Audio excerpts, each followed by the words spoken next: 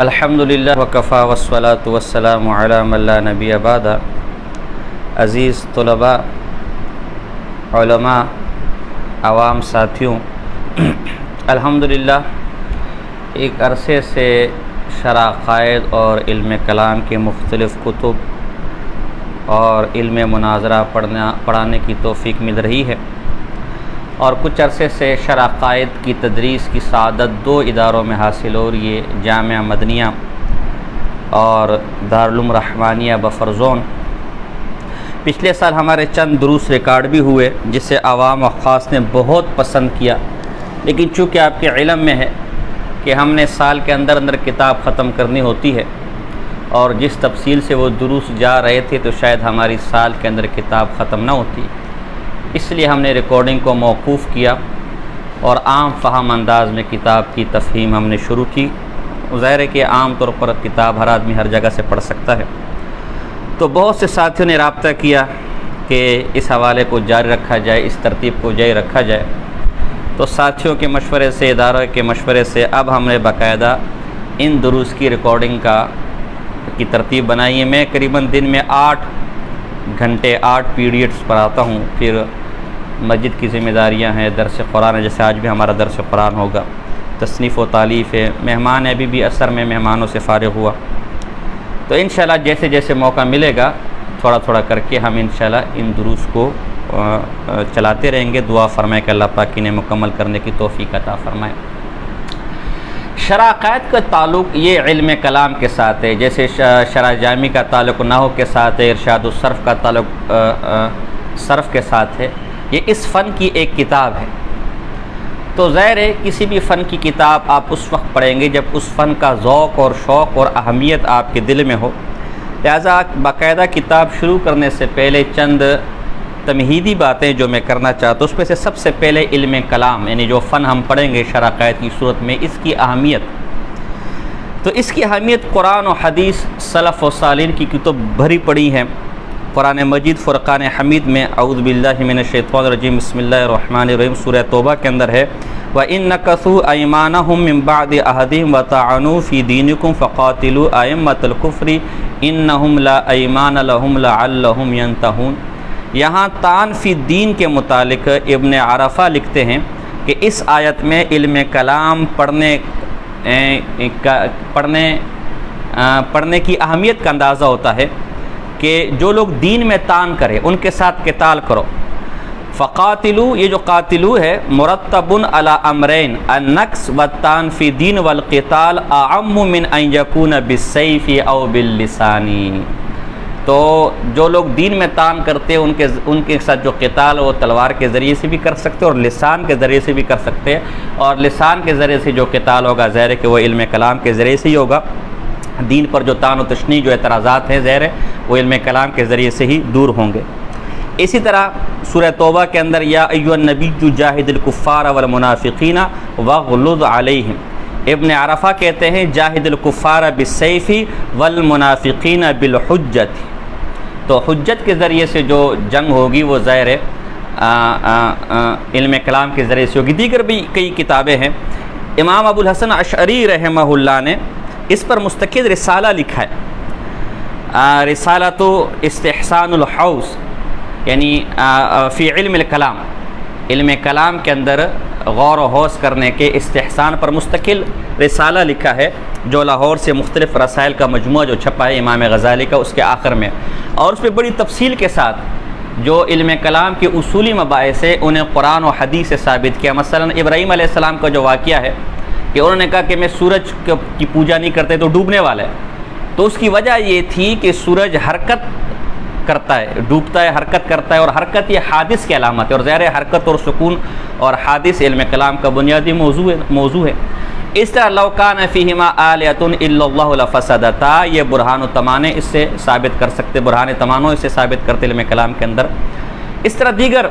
کئی پورا رسالہ اس بات پہ لکھے، اگرچہ علم کلام کی اصطلاحات قرآن و حدیث کے اندر نہیں ہے، وہ تو کسی بھی فن کی نہیں ہے، نحو کے فن کی اصطلاحات نہیں ہے، بلکہ علم حدیث کے فن کی اصطلاحات نہیں ہے، علم تفسیر کی اصطلاحات نہیں ہے، یہ تو اصطلاحات ہے، مقاصد قرآن و حدیث میں موجود ہیں اور وہ علم کلام کی بھی موجود ہے۔ اس کی اہمیت کا اندازہ آپ اس سے بھی لگا سکتے ہیں کہ ابن بزیزہ رحمہ اللہ نے الاسعاد میں اس علم کو حاصل کرنے پر اجماع نقل کیا ہے، اور ہر علاقے میں ایک ایسے عالم کا ہونا فرض کفایہ ہے کہ جو علم کلام کو جانتا ہو اور اسلام پر ہونے والے اعتراضات اور شبہات کو دور کر سکتا ہو۔ تو اس سے آپ اندازہ لگائیں، اگر آپ کے علاقے میں ایسا کوئی عالم دین ہے تو سب کے سر سے گناہ اتر گیا، اور اگر ایسا کوئی عالم دین نہیں ہے تو سب کے سروں پر گناہ موجود ہے۔ علم کلام کی فضیلت اور اہمیت پر سب سے تفصیل کے ساتھ جو کلام کیا ہے وہ امام رازی نے تفسیر کبیر جلد نمبر 1 میں کیا ہے، صفحہ نمبر 406 سے شروع ہوتے ہیں اور پھر کئی صفحات پر لے کر جاتے ہیں۔ عجیب و غریب اس علم کی فضیلت کو بیان کرتے ہیں۔ فرماتے دیکھیں کسی علم کی اہمیت اور شرف یا تو موضوع کے ذریعے سے معلوم ہوگی، اس کا موضوع بہت اعلیٰ ہوگا، اس سے اس علم کی شرف اور مقام کا پتہ چلے گا۔ تو اس علم کلام کا موضوع اللہ کی ذات و صفات ہے جو ظاہر سب سے اعلیٰ ہے، اس اعتبار سے علم بھی سب سے اعلیٰ ہے۔ یہ کسی علم کا شرف اس کے دلائل کے ذریعے سے ہوگا، اس کے دلائل جتنے مضبوط ہوں گے اتنا وہ شرف والا علم ہوگا۔ تو علم کلام کے دلائل وہ نصوص قطعیہ ہیں، اس میں ظن کا کوئی دخل نہیں، اس اعتبار سے بھی علم کلام خوب شرف والا ہے۔ یہ کسی علم کی جو شرف ہوگا وہ اس کی غایت اور اس کو حاصل کرنے کی اہمیت کے پیش نظر ہوگا، اور علم کلام کی غایت یہ دنیا کے اندر بھی کامیابی اور آخرت کے اندر بھی کامیابی، اس اعتبار سے بھی یہ علم کلام خوب فضیلت والا اور شرف والا علم ہے۔ اسی طرح ایک عجیب بات علامہ رازی رحمہ اللہ لکھتے ہیں کہ قرآن مجید فرقان حمید میں جن آیات کے اندر اللہ کی ذات و صفات کا ذکر ہے، نبوت کا ذکر ہے، عقیدے سے متعلق چیزوں کا ذکر ہے، ان کی فضیلت ان آیات پر کہ جس میں محض احکام کا ذکر ہے اس پر زیادہ ہے۔ مثلا میں ایک مثال دیتا ہوں، قل هو اللہ احد، اس میں اللہ کی توحید و صفات کا ذکر ہے، اس کی جو فضیلت حدیث میں آئی ہوئی ہے کہ ظاہر 3 دفعہ سورہ اخلاص پڑھنا پورے قرآن ختم کرنے کے برابر ہے، اس طرح نہیں ہے کہ جس طرح حیض والی آیت یا طلاق والی آیت کا ثواب ہے، اتنی فضیلت اس کی نہیں ہے۔ اسی طرح آیت الکرسی کی جتنی فضیلت ہے، جس کے اندر خدا کی صفات ثبوتیہ اور صفات سلبیہ کا ذکر ہے، شفاعت کا ذکر ہے، اس کی جتنی فضیلت حدیث کے اندر آئی ہے، ان آیات کی جس میں حیض کے مسائل کا ذکر ہے یا طلاق کے مسائل کا ذکر ہے یا نماز کے مسائل کا ذکر ہے، اتنی فضیلت نہیں ہے جتنی آیت الکرسی کی ہے۔ اس طرح دیگر بھی کی مثالیں دی جا سکتی ہے۔ یہ طرز خود اس بات کا تقاضا کرتا ہے کہ جن آیات میں اللہ کی توحید و صفات علم کلام کی مباحث کا ذکر ہے، ان کی فضیلت ان آیات پر زائد ہے جس میں صرف احکام کا ذکر ہے۔ تو اس سے علم کلام کے شرف اور علم کلام کی اہمیت کا بھی اندازہ ہوتا ہے۔ اسی طرح بہت لمبی چوڑی گفتگو کی اگر میں سب نقل کروں گا تو وقت ہمارا بہت گزر جائے گا۔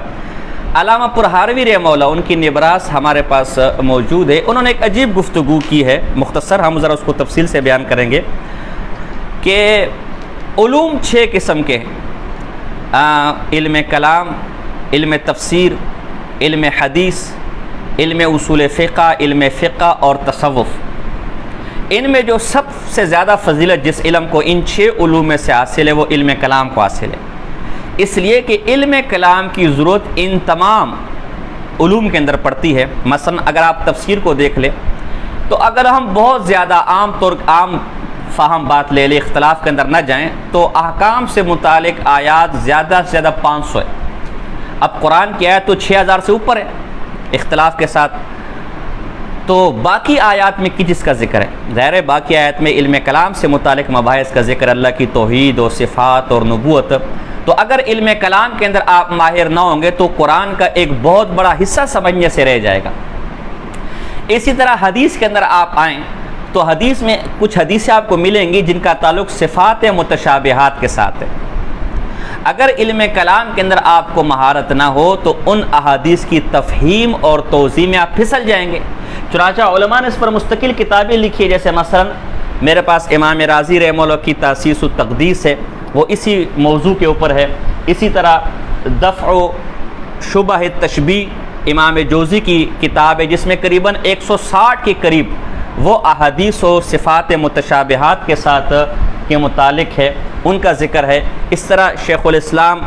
ابن جماعہ کی ایضاح الدلیل، دیگر بھی کئی کتابیں اس موضوع پر لکھی گئی ہے، اور یہ حدیث بخاری مسلم کئی حدیث کی کتابوں میں تو اگر علم کلام میں آپ کو مہارت نہیں ہوگی تو ان احادیث جن کا تعلق صفات متشابہات کے ساتھ ہے اور جو علم کلام کے اندر حل ہوتی ہے وہ آپ کیسے حل کریں گے؟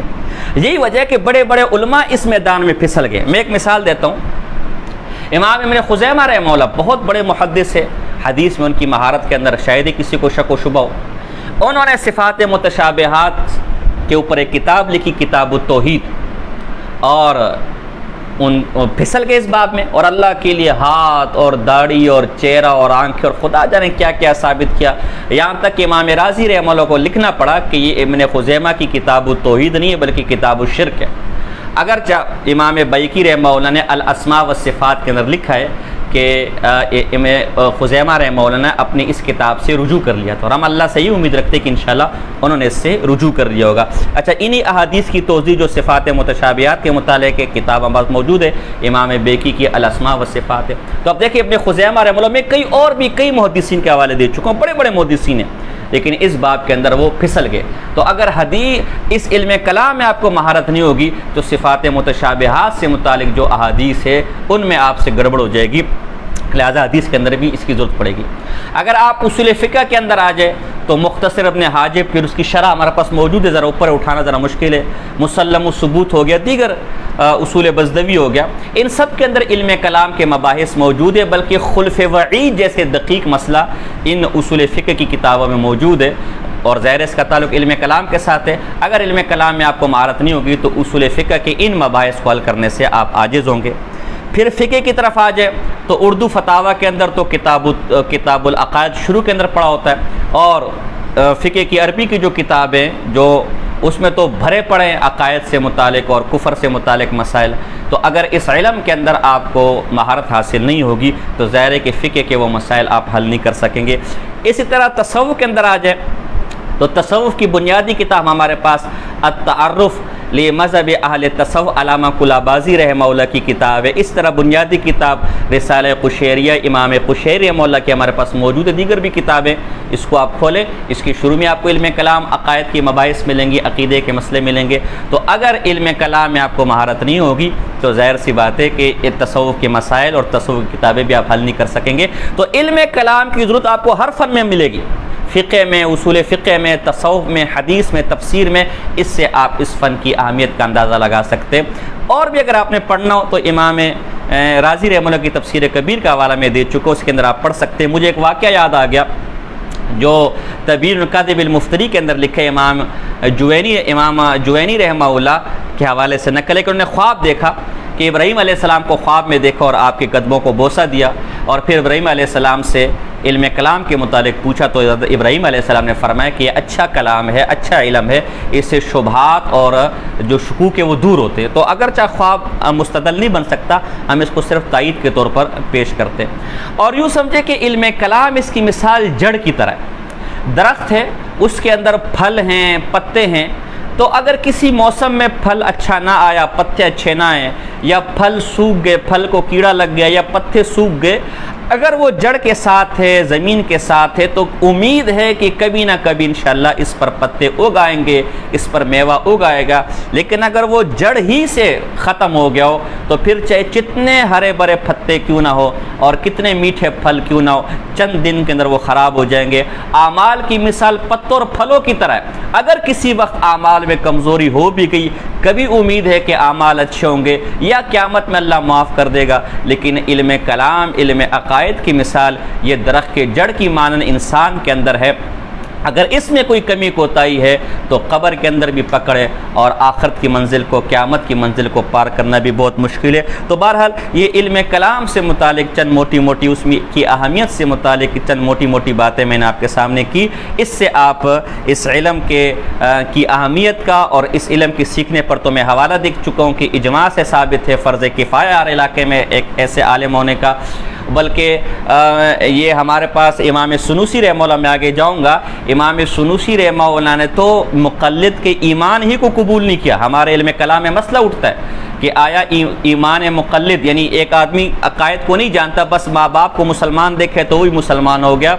تو یہ بہت سے متکلمین کیا مسلمان ہی نہیں ہیں، لیکن بعد میں امام سنوسی رحمہ اللہ اور دیگر کو خیال ہے کہ اس طرح تو ایک جمع غفیر کو ہم کافر بنا دیں گے، اس لیے کہ ہمارے یہاں عوام کی اکثریت وہ بیچاری ان کا ایمان مقلد والا ایمان ہے، بلکہ آج کل تو علماء کا بھی یہ حال ہے کہ عقیدوں کا کچھ ان کو پتہ نہیں ہے، تو انہوں نے بعد میں سے رجوع کیا، لیکن ابھی بھی یہ وضاحت کی کہ وہ عالم کہ جو عقائد کو تفصیل کے ساتھ اور دلائل کے ساتھ جاننے پر قادر ہو، اگر وہ سستی کرے گا اور ان عقائد کو تفصیل کے ساتھ دلائل کے ساتھ حاصل نہیں کرے گا تو سخت گنہگار ہے، اور اللہ کیا اسے باز پرس ہوگی۔ انشاءاللہ آگے جب یہ مسئلہ ہے تو میں اس پر گفتگو بھی کروں گا،